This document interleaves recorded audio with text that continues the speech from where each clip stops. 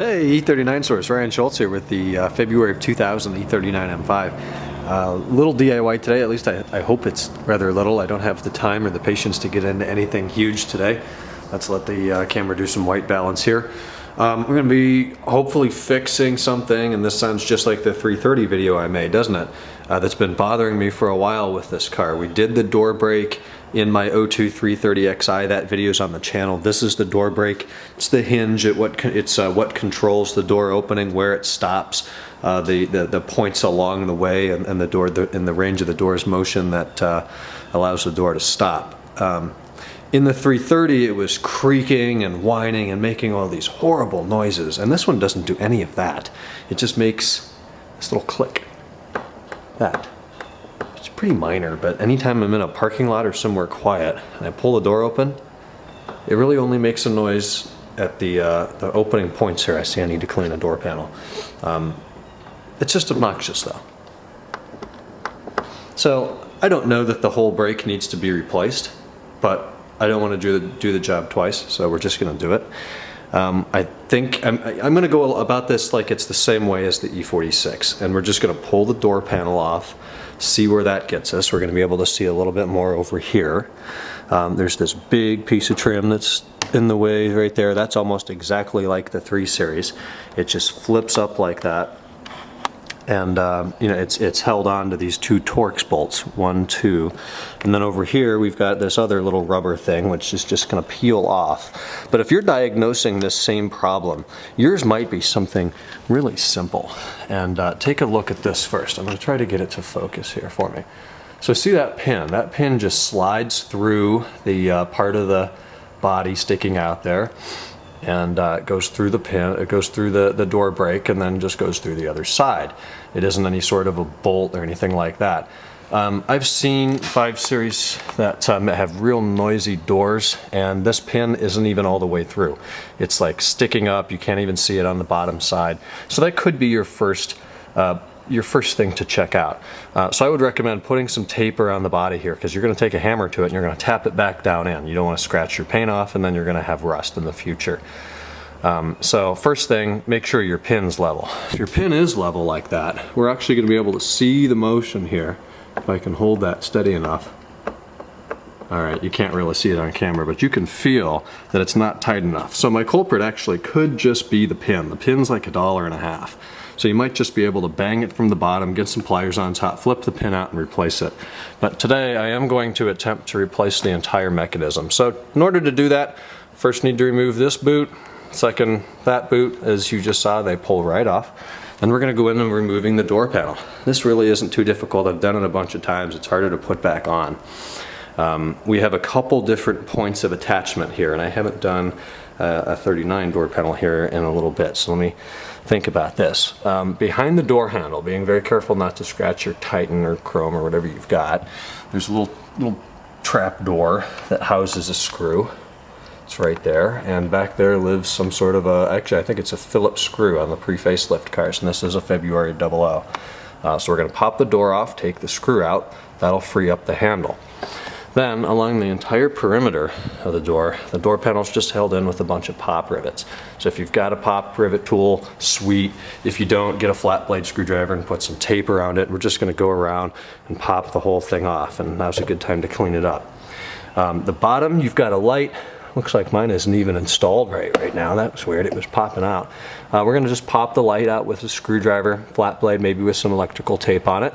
Disconnect the light, set it aside. I'll let you know where that gets me. This is ideally the kind of tool you're gonna wanna use to get the door panel off. I feel like I've done this DIY a million times, but we're doing it some more. Once we get the bottom part kind of loose here, we should just be able to use our hands to give it a couple more swift pulls.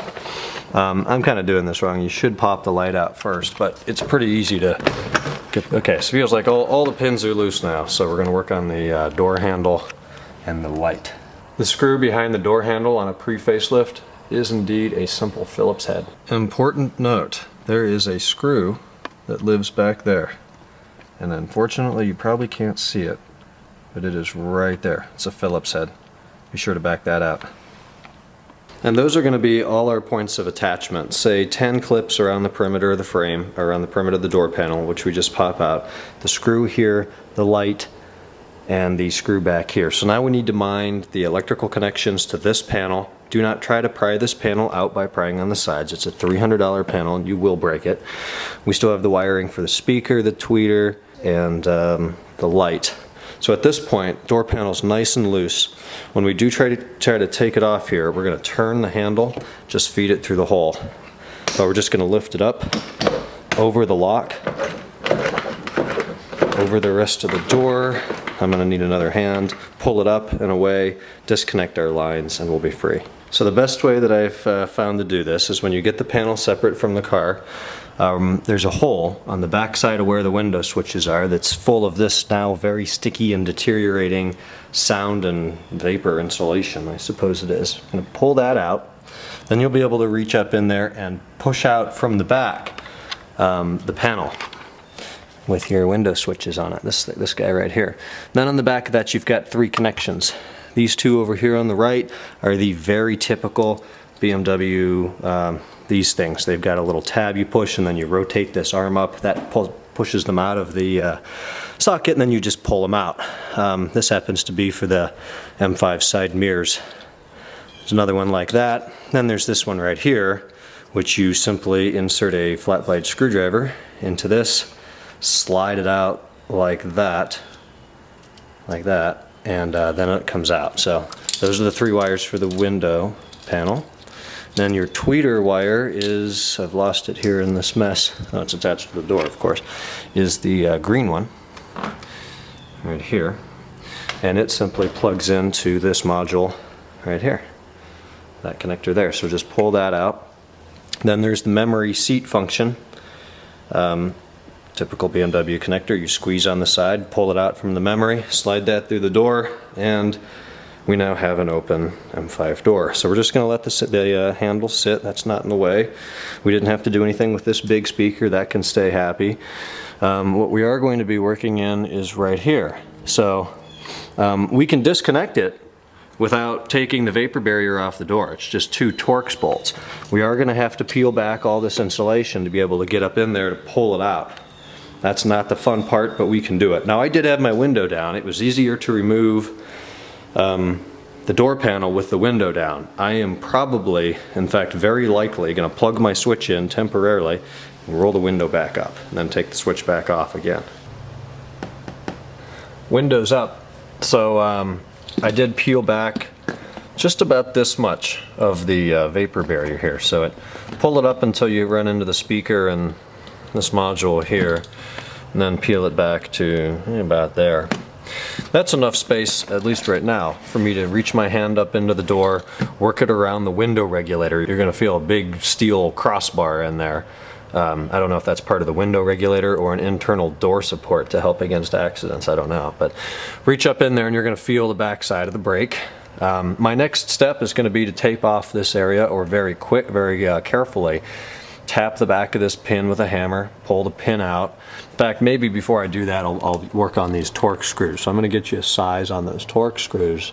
We're going to take both of them out. We're working in a small area, so we're going to have to get a little creative with how we set the tools up. Okay, awkward angle that the door's at right now, but here's how it went. So I got some tape on the body there. Probably should have used a few more layers, but not too bad.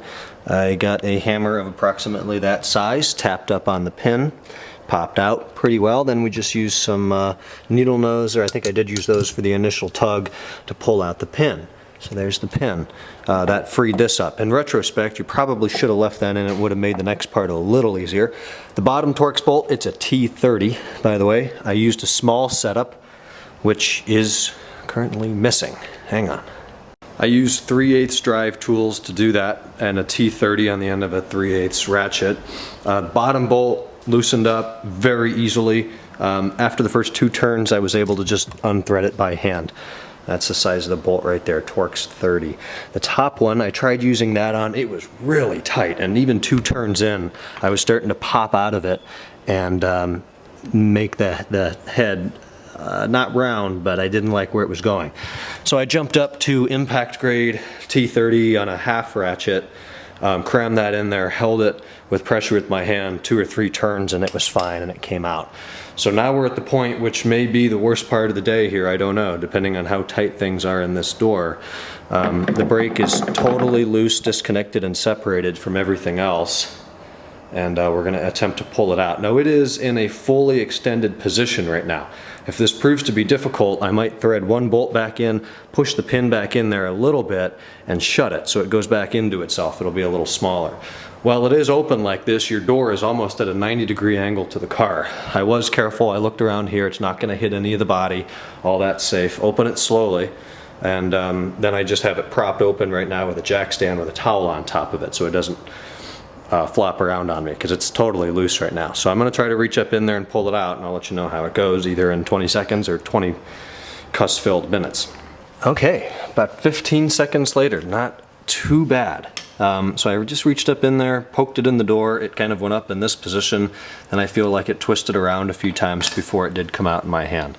So I'm sure it would have been easier if it had been shorter, if I had tried to close it first, but that wasn't bad at all.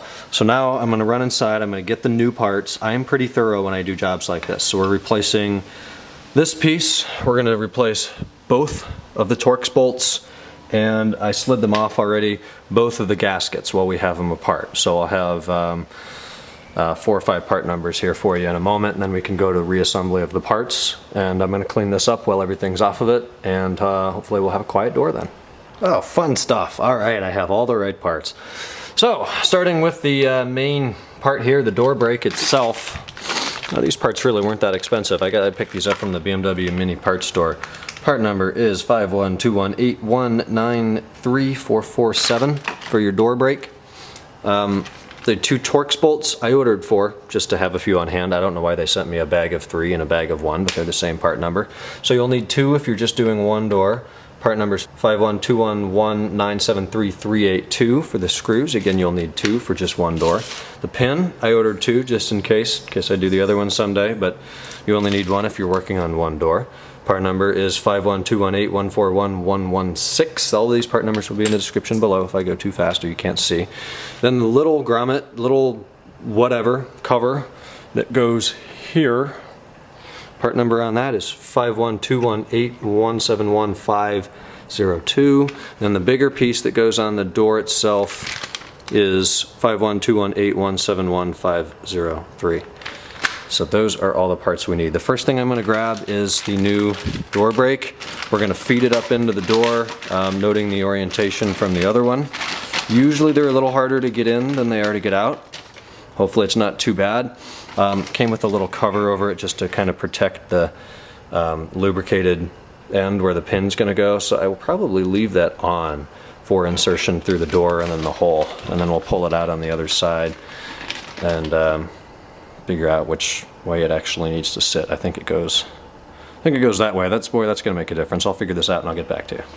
So I reviewed the video before. If we look at it from the top, it's got a bend right here, and that's going to face the rear of the car, meaning that the hook, it's going to sit like this in the door. The hook is going to face back towards us. Okay, so it's a little funky sticking it up there. We need to go, it's the track that the window's on that's kind of in the way. So we go with the black part first, we're gonna go all the way up. We're like up here in the door, and then we kind of turn in and do our 3-mile final and come in on the back side of the window track. And you gotta turn it around a little bit. It took me maybe a minute and a half. Stick it through the hole so the bend is like this, not like that. Bend is gonna look like that. Put your rubber pieces on so they look like this. This one goes in the way, when you look at it straight on, you'll see it has a bigger cutout in one side, and that's going to go on the outside of the car. Then I closed the door a little bit. I put a screwdriver through there so I could pull the door open and fully extend the black arm. And then I just tapped the pin down in there with putting some more tape on the door so we don't hurt anything. It's nice and tight, and we're done. Total success so far. I can't close it yet because there's wires hanging, but it's nice and quiet now. So I'm going to make sure everything's tight. I don't know the spec for those, but just make sure they're nice and tight, and then we can begin our reassembly. Something to note with this door panel, the door vapor barrier, we need to use a waterproof automotive or marine caulking to go around where we broke it and any other areas on the door and make that waterproof. Let that dry a little bit before we go ahead and put our panel back on. But I'm going to revisit this later tonight.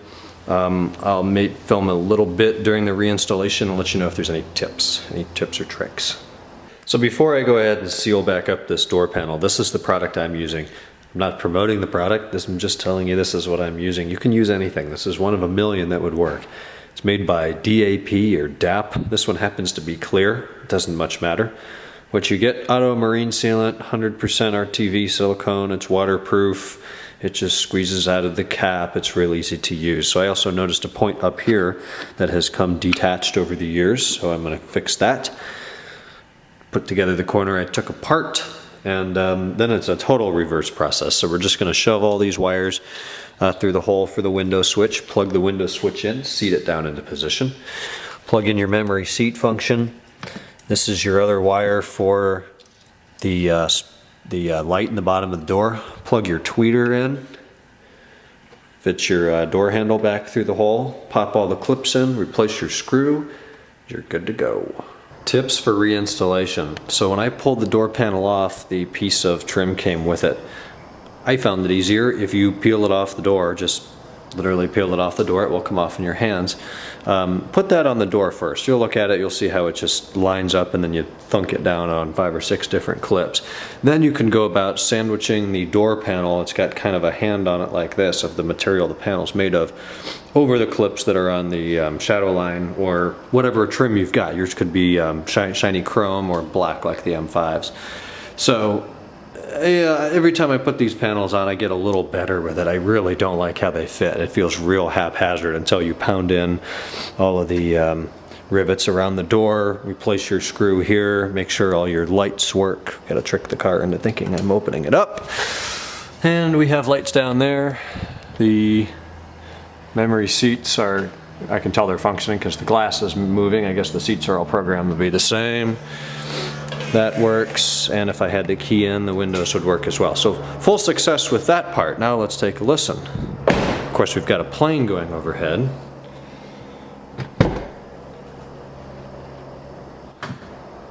That was me letting go of the door handle.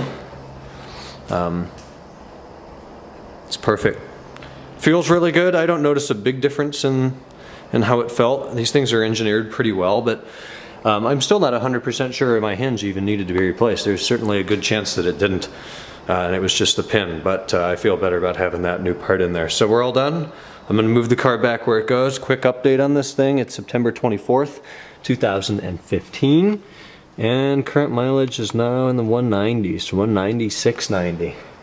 Getting up there. Still pending some relatively major engine differential and transmission work over the upcoming months. But it's fully detailed, it looks really nice. Paint right now. I did a full Z6 and Z8 on it the other day. Loving the Eisenman race. Really, I've driven this car every day for probably the last 2 weeks. The weather's been beautiful, so I've just been enjoying the hell out of it. That's what they're for. So thanks for watching. Leave any comments, questions, or concerns. See a full list of the parts in the description below. And I will talk to you guys in a future video. Bye-bye.